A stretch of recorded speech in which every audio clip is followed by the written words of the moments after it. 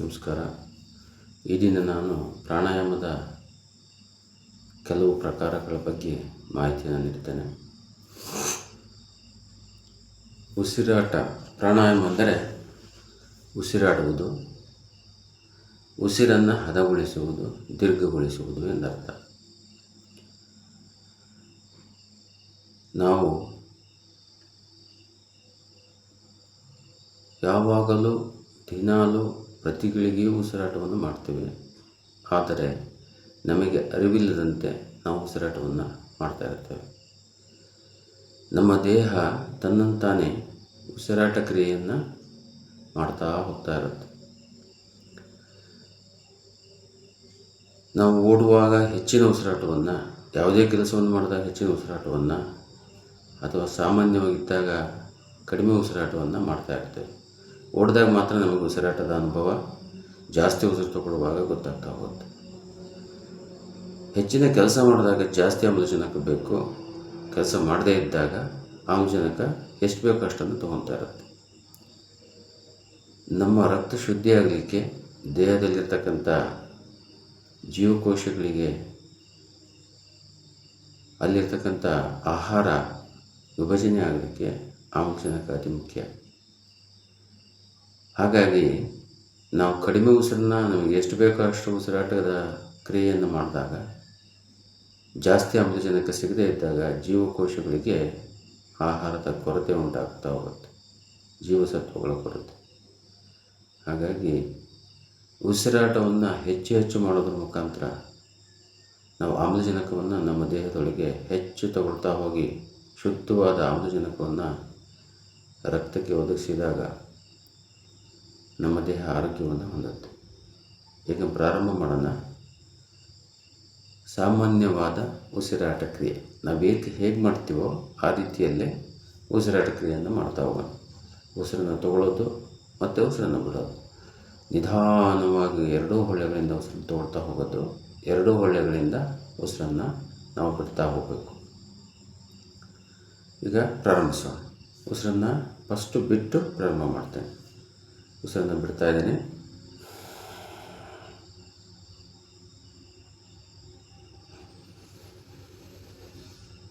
ಉಸಿರನ್ನು ತಗೊಂಡೆ, ಮತ್ತೆ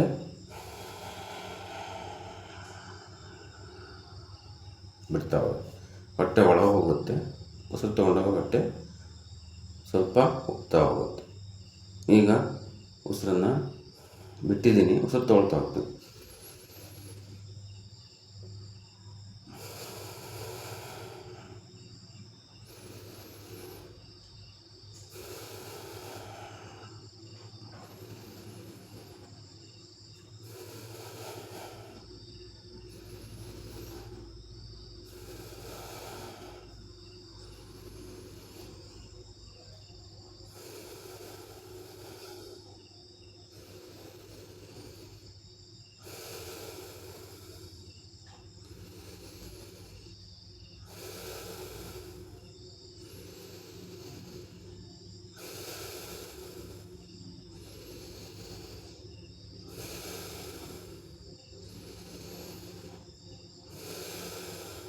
ಈಗ ನೀವು ನೋಡಿದಿರಿ, ಉಸಿರನ್ನು ಒಳಗೆ ತೆಗೆದುಕೊಂಡಾಗ ನಮ್ಮ ಭುಜಗಳು ಮೇಲೆ ಹೋಗ್ತಾ ಹೋಗ್ತವೆ. ಉಸಿರನ್ನು ಬಿಟ್ಟಾಗ ಭುಜಗಳು ಕೆಳ ಬರ್ತಾ ಹೋಗ್ತವೆ. ಎದೆ, ಭುಜ, ಹೊಟ್ಟೆ, ಒಬ್ಬೆಗಳು ಪೂರ್ತಿ ನಮ್ಮ ದೇಹ ಪೂರ್ತಿ ಉಸಿರನ್ನು ಪೂರ್ಣ ತೆಗೆದುಕೊಳ್ಳುವಾಗ, ಪೂರ್ಣ ಬಿಡುವಾಗ ಕೆಲಸವನ್ನು ಮಾಡ್ತಾ ಹೋಗ್ತವೆ. ಹಾಗಾಗಿ ಉಸಿರಾಟವನ್ನು ಜಾಸ್ತಿ ತಗೊಳ್ತಾ ಹೋದಂಗೆ ನಮ್ಮ ಶ್ವಾಸಕೋಶಗಳು ಎದೆ ಹಾರವಾಗ್ತಾ ಹೋಗುತ್ತೆ, ಎದೆ ಭುಜಗಳು ಮೇಲೆ ಇರ್ತಾ ಹೋಗ್ತವೆ. ನಿಧಾನವಾಗಿ ಈ ಕ್ರಿಯೆಯನ್ನು ನಿಮಗೆ ಅಭ್ಯಾಸ ಆಗುವವರೆಗೂ ಮಾಡ್ತಾ ಹೋಗಬೇಕು. ಉಸಿರನ್ನು ತಗೊಳ್ತಾ ಹೋಗಬೇಕು, ಉಸಿರನ್ನು ಬಿಡ್ತಾ ಹೋಗಬೇಕು. ಎಷ್ಟು ನಿಧಾನವಾಗಿ ಸಾಧ್ಯನೋ ಅಷ್ಟು ಉಸಿರನ್ನು ತಗೊಳ್ತಾ ಹೋಗಬೇಕು. ಎಷ್ಟು ತಗೊಂಡಿರ್ತಕ್ಕಂಥ 2 ಪಟ್ಟು ಉಸಿರನ್ನು ಬಿಡ್ತಾ ಹೋಗಬೇಕು. ಇಂಗಾಲದ ಡೈಆಕ್ಸೈಡ್ ಅಂದರೆ ವಿಷ ಹೊರಗೆ ಭಾಳ ಹೋಗಬೇಕು. ಅಮೃತ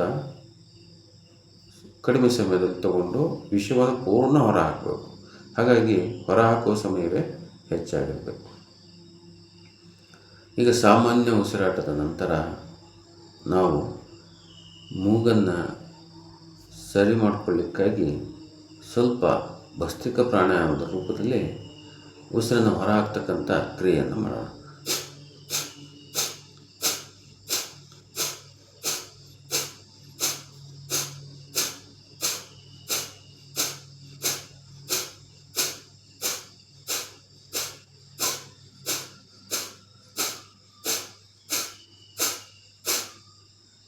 ಕಪಾಲಭಾತಿ ಅಂತಲೂ ಇದನ್ನು ಕರೀತಾರೆ.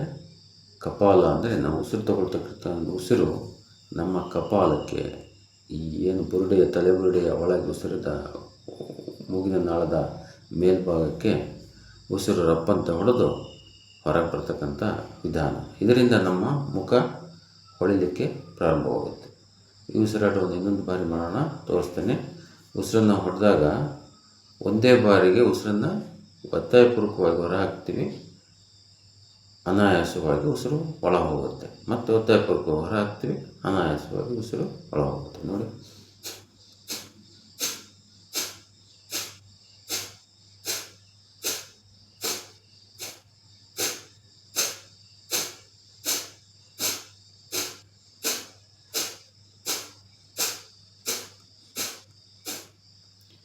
ಉಸಿರು ಹೊರ ಹಾಕಿದಾಗ ಹೊಟ್ಟೆ ಒಳ ಹೋಗಬೇಕು, ಉಸಿರು ತುಂಬಿಕೊಂಡಾಗ ಹೊಟ್ಟೆ ಯಥಾಸ್ಥಿತಿಗೆ ಬರಬೇಕು.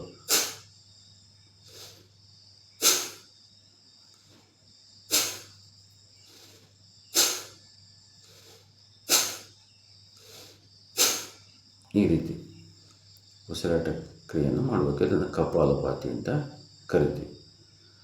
ಇನ್ನೊಂದು ರೀತಿಯಲ್ಲೂ ಸಹಿತ ಇದು ಉಸಿರಾಟವನ್ನು ಮಾಡ್ಬೋದು. ಕೈಗಳನ್ನು ಮೇಲೆ ತಗೊಂಡು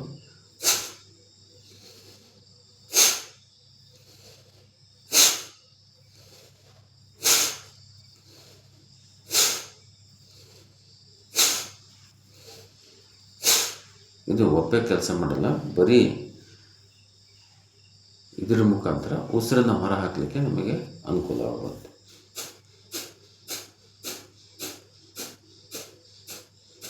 ಈ ರೀತಿ ಮಾಡೋದ್ರ ಮುಖಾಂತರ ಎರಡೂ ಹೊಳ್ಳೆಗಳು ಉಸಿರಾಟಕ್ಕೆ ಫ್ರೀ ಆಗ್ತಾ ಹೋಗುತ್ತೆ. ಈಗ ಉಸಿರಾಟ ಕ್ರಿಯೆಯನ್ನು ನಾವು ನಿಧಾನವಾಗಿ ಯಾವ ರೀತಿ ನಿಧಾನ ತೊಗೊಳೋದು, ಇದಕ್ಕೊಂದು ಕ್ರಿಯೆ ಇದೆ ನೋಡಿ. ಕೈಗಳನ್ನು ಕೆಳಗಿಟ್ಕೊಳ್ಳಿ, ಈ ರೀತಿ ಮುಂದೆ ಚಾಚಿ ಉಸಿರು ತಗೊಳ್ತಾ ಕೈಗಳನ್ನು ಮೇಲೆತ್ತಾವೆ.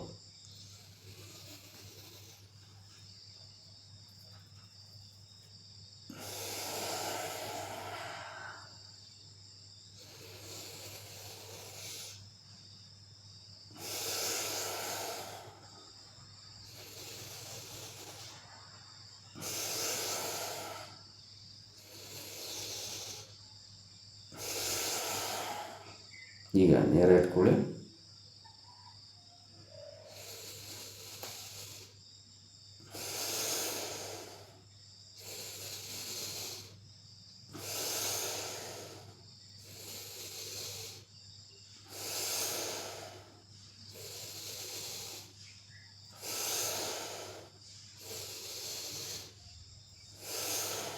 ಕೈಗಳು ಮುಂದಕ್ಕೆ ಬಂದಾಗ, ಹತ್ತಿರ ಬಂದಾಗ ಉಸಿರನ್ನು ಬಿಡಬೇಕು.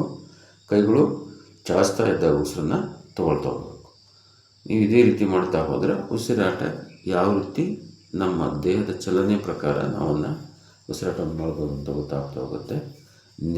ನಂತರದ ಇನ್ನೊಂದು ವಿಡಿಯೋದಲ್ಲಿ ನಿಮಗೆ ಮುಂದಿನ ಉಸಿರಾಟ ಕ್ರಿಯೆಗಳನ್ನು ತೋರಿಸ್ಕೊಡ್ತೇನೆ. ಅಲ್ಲಿವರೆಗೂ ಶುಭೋದಯ, ಧನ್ಯವಾದ.